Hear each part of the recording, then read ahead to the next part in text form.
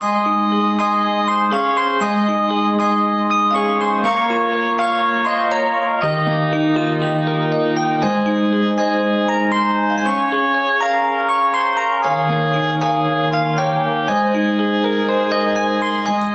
morning. The secret of happiness is finding love through giving love, rather than through receiving it.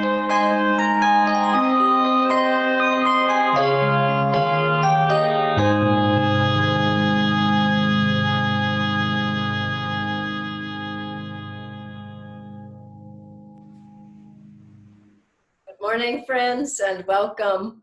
Let's start our class today with a prayer together. Heavenly Father, Divine Mother, friend, beloved God, great masters, Jesus Christ, Babaji Krishna, Lahiri Mahashaya, Swami Sri Yukteswarji, beloved Master, Paramhansa Yogananda Ji, saints of all religions, we bow at thy feet. Divine Mother, help us to love thee through everyone that thou hast sent us in our lives.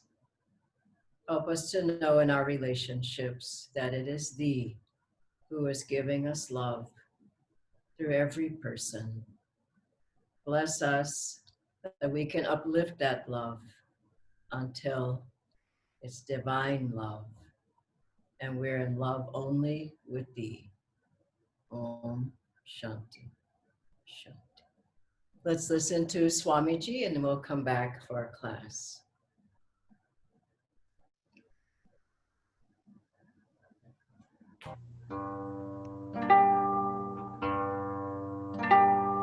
Dragate iubesc noapte și zi. Dearest, I love you more every day. Whence are these mists of fear cold on my heart? Whence are the chill that holds lovers apart?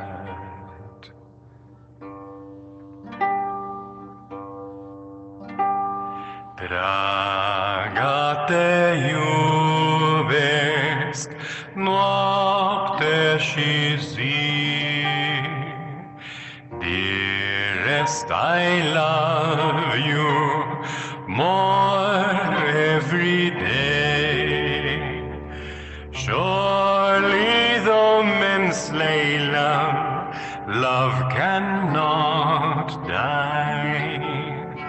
Surely though men prove false, truth cannot lie. How do I know when what I feel for another human being is true, divine love? Well, when you think not of your happiness, but of that person's happiness, when you're thinking only in terms of serving God in that person, when you don't feel the attachment that makes you feel you've got to be with that person all the time, when you don't think in terms of what you're getting out of that relationship, but rather what can you put into that relationship to make it work better.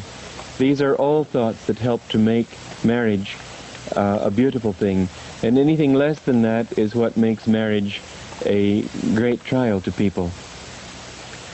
I think a story that I like to tell about my parents is also a good one to mention here. Not that their love is divine love.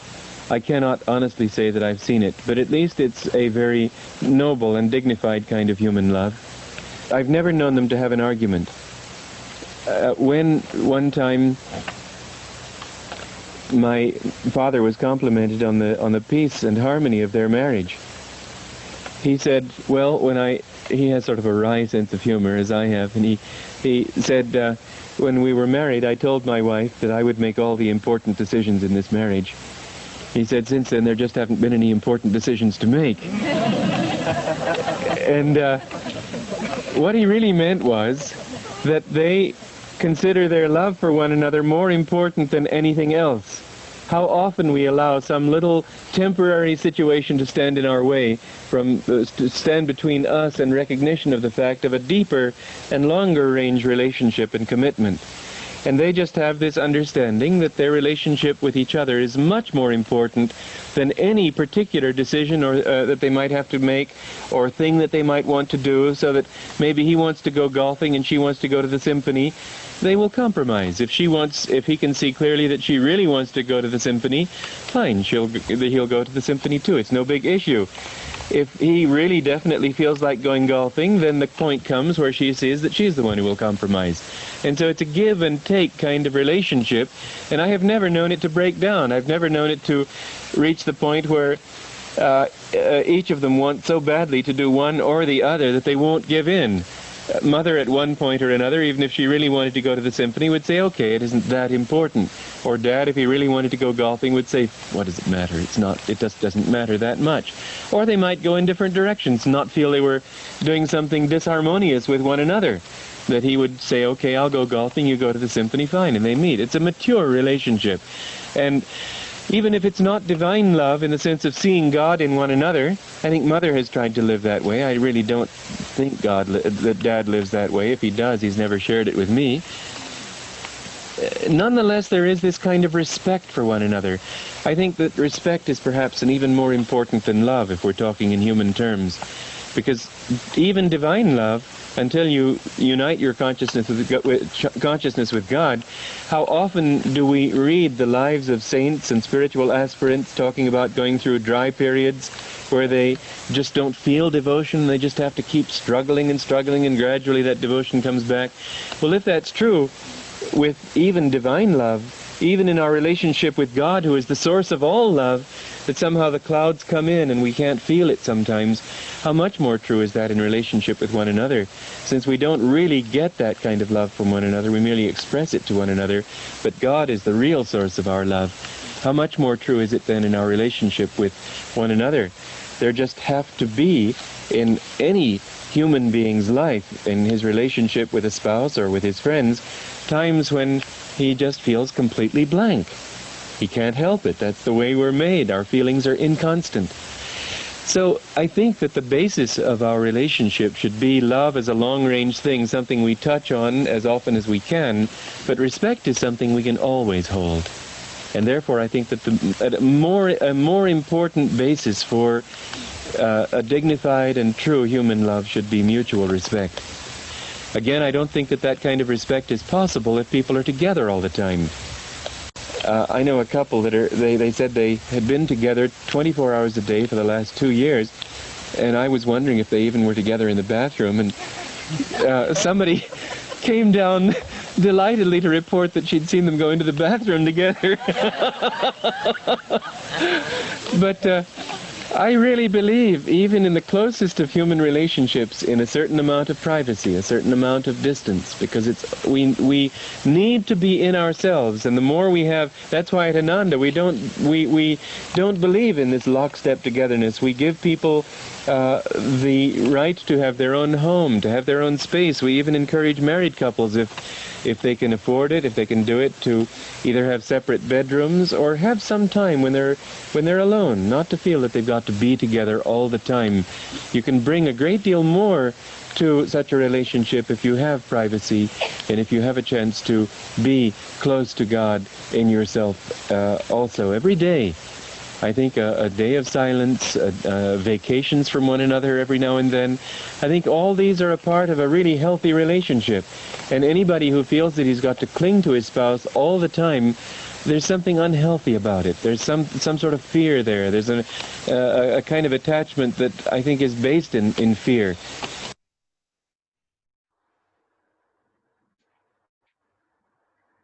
Good morning, everyone. I like to start with a reading from this book, How to Love and Be Loved, Master's Words.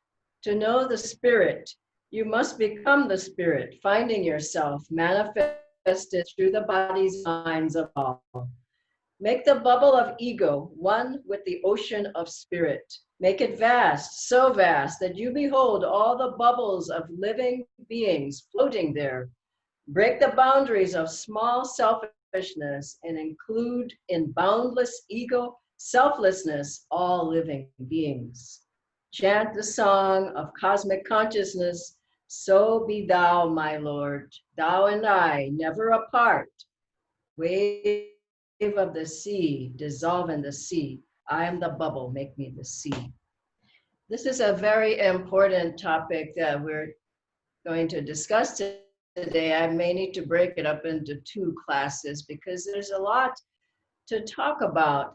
But I want to say first off that Master's Path is for all.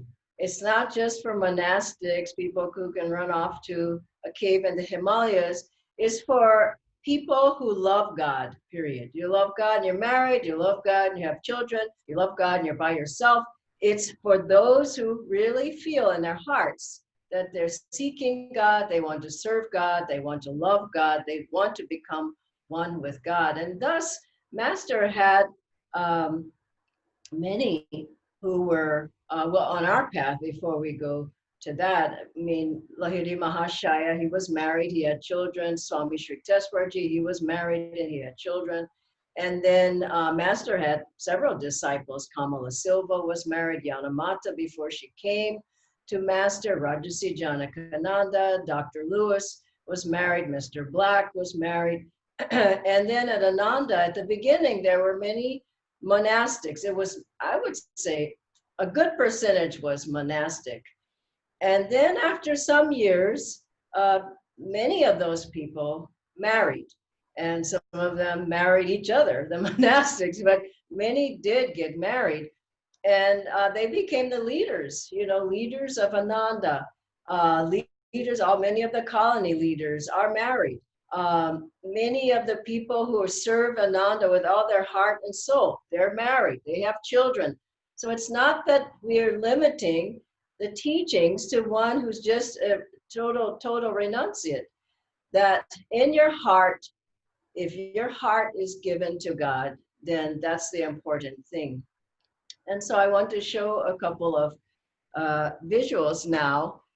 One of the guru-disciple love that it's so beautiful to see. Some don't need marriage. Some do. It's whatever your path is to God. And if your love is totally contained in God, then marriage may not be the way for you. But I wanted to show these. You can see between, and some of these were married, but see between the guru and the disciple, the love of God. Then I want to show some of the pictures of some of the couples at Ananda. And many of these, most of them, many of them are serving here.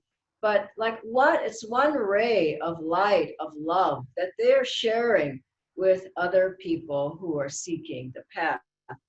So it's a beautiful thing to have a relationship with one who is also in love with God, who you're hand in hand with and you're walking the path with.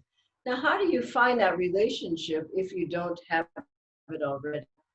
Then I'll cover this briefly, then I want to go into what Master said for the husbands and for the wives. But if you're single and you're seeking a relationship, these are things Master said and Swamiji said. I'll just go into them briefly. Strengthen yourself first, spiritually. You can't have a spiritual mate if you're not spiritually magnetic yourself. And so spend time, more meditation, more of the techniques, more of the practices, more prayer, time alone. You may focus at the spiritual eye and put out a soul call that the person who is right for you. And before I would do that, I would just ask Master, you choose. It's your choice. This may not work here in India, but try it at least, meaning your parents, I know your parents choose the mate for you, but Master can choose the mate through your parents. So in your heart, just ask Master, please, I want the right person that you want for me. And ask that, and then feel in your heart a vibration. And sometimes you see people and there's an immediate feeling of union, a vibration that you feel towards each other. That happens a lot. Sometimes I know at Ananda, Swamiji told people, you marry her, you marry him. And that he made it easy. He told Jyotish and Deviji, you all get married. And they said, really? He said, yeah, marry each other. And so that made it easy. And then you can't always look at the outside of the appearance of the person. That's a beautiful story of Master with the man who wanted to, he said he wanted to get married, and there was some woman kind of around a lot. And he said, Master, she's following me around, uh, and she's very beautiful. Is she the one? He said, no, don't marry her. And he said, but oh, she's just beautiful. And he said, no, she's not the one. So he married her anyway. And she proved not to be the right one for him in many, many ways. And so then some time passed by, lots of time. And then another time someone started following him around, and this woman wasn't beautiful. She was kind of overweight and didn't look very beautiful. And so the man told Master about it. And he said, well, Master, this woman's following me around, and I just don't know if she's the, he said, she's the one. He described her, and Master said, she's the one. He said, oh, please don't be right. You were right the last time. Don't be right this time. He said, no, she's the one. You need to marry her. She's your soulmate. And so he did marry her, and he fell in love with her, and they had a wonderful marriage. So you can't always look to the outside. Oh, he's handsome. Oh, she's beautiful. Really feel a soul in your heart, who that person might be for you. I would spend, and this is what I know people at Ananda have done, spend some time, even a year, just working on yourself. Don't expect somebody to just pop up and they're the right person. Spend a year deeply. Fall in love with Divine Mother. And if you can really love God, then the right person will be there who also loves God. And you both can walk together on the path. But I would spend the time reading, meditating, chanting. Get yourself really spiritually charged and magnetic. Other things, yeah, look, last thing, look at the spiritual eye. I said this, but send out your prayer for your spouse to come.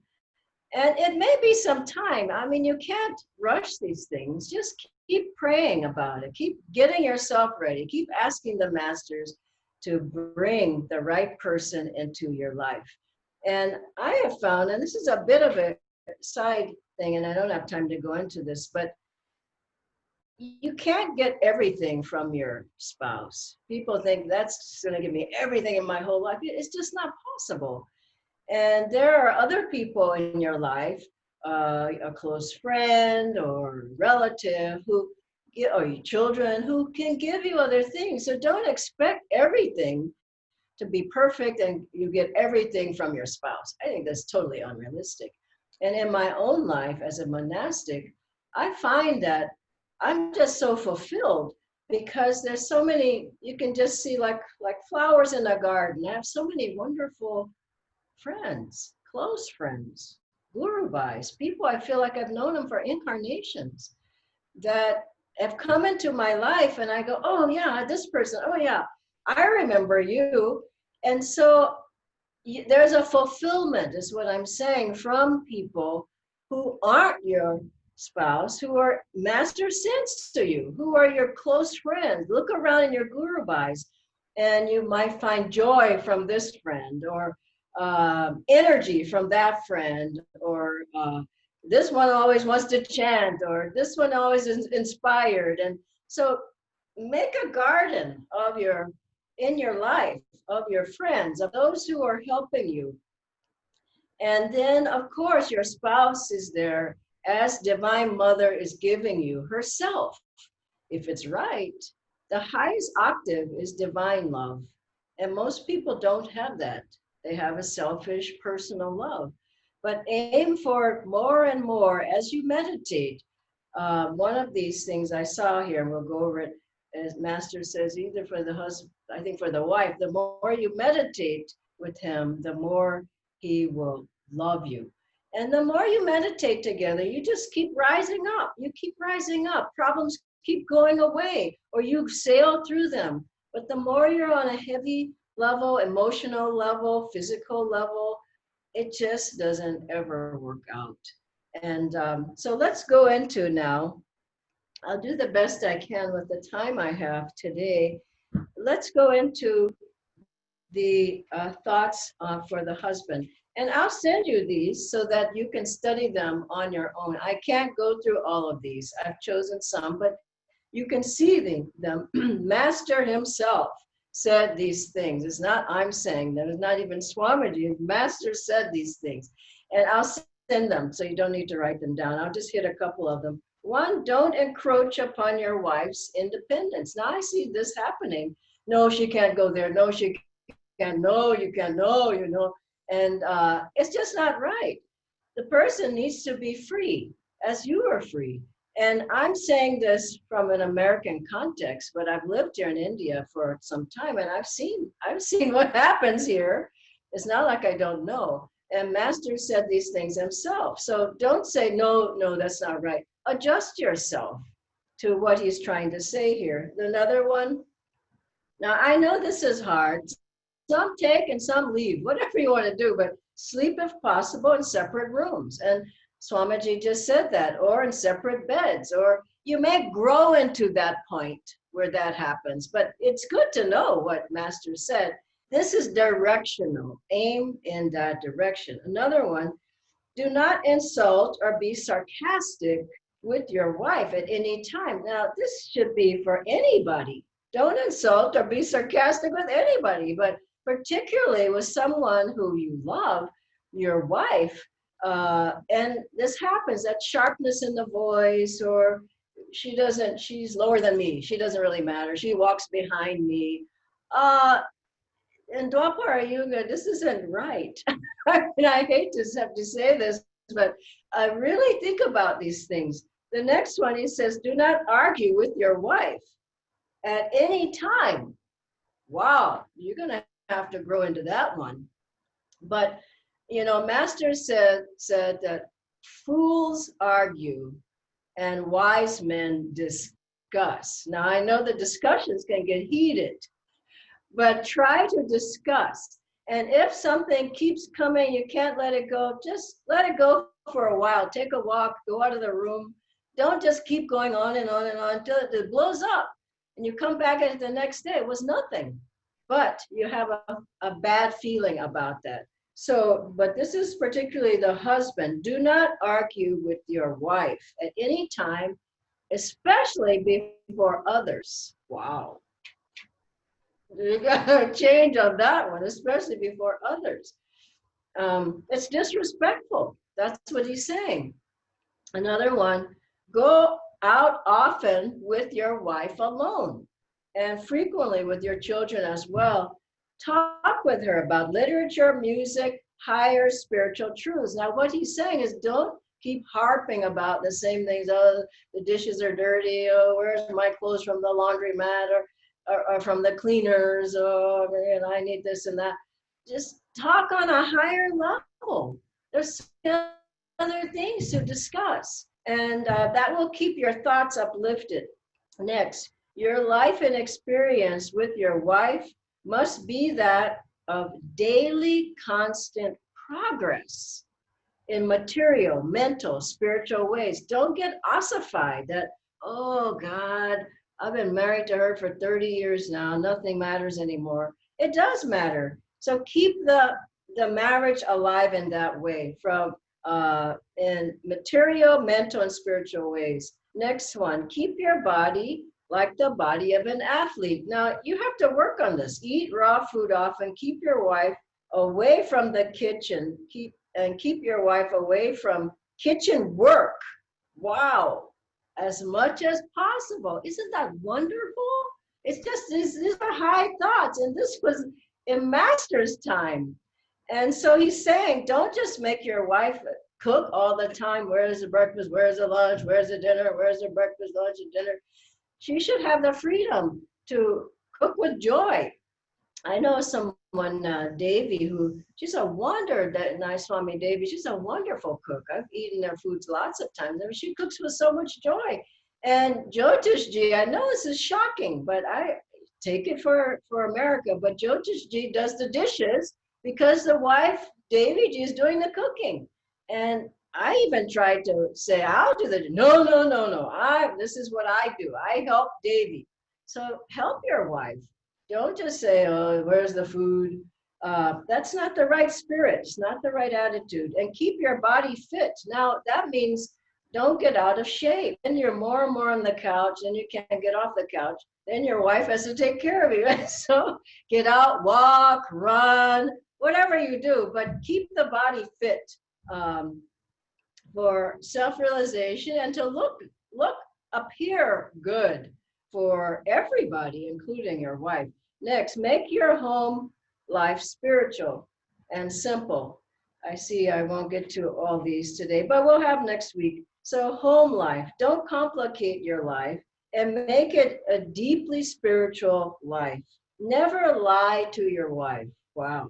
Now, that's a very important thing because she's very intuitive and she can sense. And you say, oh, it doesn't matter. This is a little thing. It doesn't matter. But it does matter. Those things build up and they create a big boulder between you and her. And you wonder, how come she doesn't love me? How come she's not doing this and that? So don't lie. Study wholesome books, moral literature with her. Everything Master is saying here, it's so beautiful. Do these things with your wife. Don't say, oh, well, we've been married long enough. She has her life. I have my life. It's so undivine, if I can use that term. Okay, next one. Never use harsh language, but always instead use sweet language with your wife. You know, and remember, I was remembering a master went to Swami Sri Jaswarji. He said, I've been your disciple for all these years, and only at the very beginning, it was such a long time. He said, only at the very beginning did you tell me you loved me. And he said, I long to hear you say it. And Swami Sri Jaswarji didn't want to say it. Master kept after him until he finally said it. He said, my ears long to hear it. And so don't hold back. Tell your wife you love her. And, you know, I don't know how much you do that in India, but I think it needs to be said more. I bet it needs to be said more. And bring flowers home sometimes. Bring her a gift. Bring some chocolates. Just show that you really, really care. And I'll end with this last one. These last two are very nice. He says, be chivalrous to your wife always, addressing her sweetly with dignity and attention and thanking her for every courtesy. How many husbands do this? Be sweet, open the door, let your wife go out first, whatever needs to happen, but show that your wife is like Divine Mother is coming through your wife. And if you do that more, she will become like Divine Mother. And then this last one, remember her birthday and the wedding anniversary. Not, honey, when's your birthday? Is it coming up? You should know. And you should behave accordingly. Make it special. Show her how much you love her. Give her presents. People need to show love and not just, yeah, I love you and I'm not going to say it. Tell her. Make sure she understands it from your heart. And frequently, I love this. Master says, frequently offer her presents of things she needs. That doesn't mean to buy up the store. He says things she needs, but not necessarily what appeals to her consciousness of luxury. So, but you can note, oh, my wife she needs a new bag, or she needs something for the kitchen, or she needs something for the room, or whatever. And as you do that, what you're doing is showing that you care, that there's still so much love. And otherwise the heart gets more and more and more and more small. And then it just, and how can you love God when you don't have that love flowing, even for your spouse? So we'll close now. And next week I'll finish this. And There's much to talk about. This may even go into 3 weeks. But please, take these thoughts seriously. I'll send them to you today. Put them on your altar even. And just say, I will live by, at least pick some of them out. If you can't agree with all of them, start where you can. And do something starting today. Start today, not next year. And I'm talking to the husbands. And then we'll finish this next week. And then we'll go on to how the wife should behave with their husband. God bless you all and have a wonderful day.